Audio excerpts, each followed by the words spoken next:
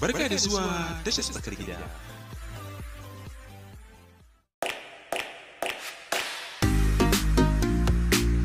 Gwamnatin Kano ta tsaye da shirin kwana 90 na Gidan Badamasi.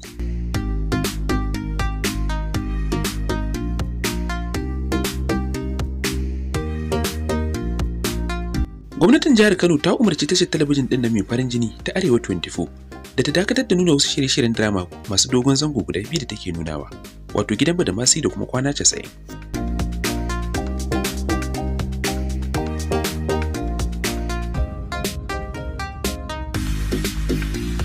Hukumar tace finafinai da ɗabi ta jihar ce ta aika wa da gidan talabijin ɗin wannan umarni a cikin wata takarda mai ɗauke da kwanan watan 7 ga watan 4 shekara ta 2020. Shugaban hukumar Alhaji Ismaila na Abba Afa Kalla shine ya rattaba hannu akan takardar.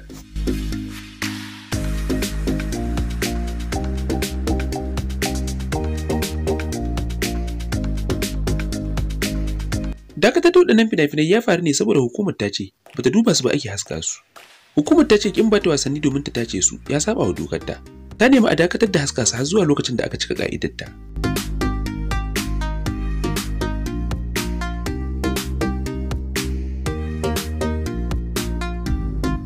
Su dai waɗannan fina-finai guda biyu suna da ɗimbin masu kallon su a duk faɗin duniya saboda tasirin su ga masu kallo.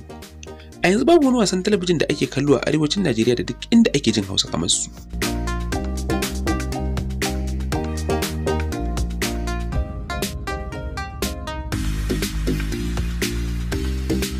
A cikin wannan satin ne aka shigo zango na biyu na shirin kwana 90. To amma tun da aka fara nuna shi, jama'a suka fara yin korafi dangane da yadda salonsa ya canza.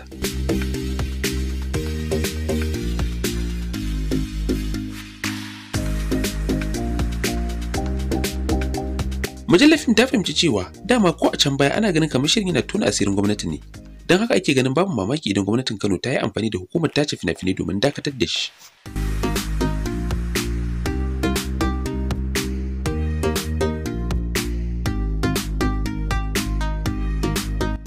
Mujallar fim ta tuntuɓi wani jami'in Arewa 24 ya furta wani abu akan wannan abu da ya faru, sai ya ce ba huruminsa ba ne, amma hukumar gidan ce za ta ce wani abu.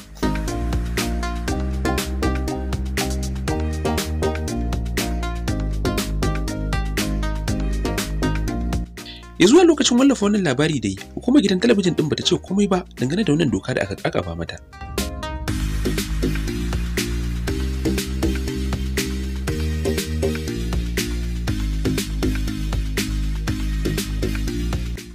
Abinda jama'a suka zuba ido su gani shine yadda wannan doka za ta yi tasiri akan gidan talabijin din, wanda ake ganin kamar ya fi ƙarfin hukumar tace fina-finai ta jihar Kano.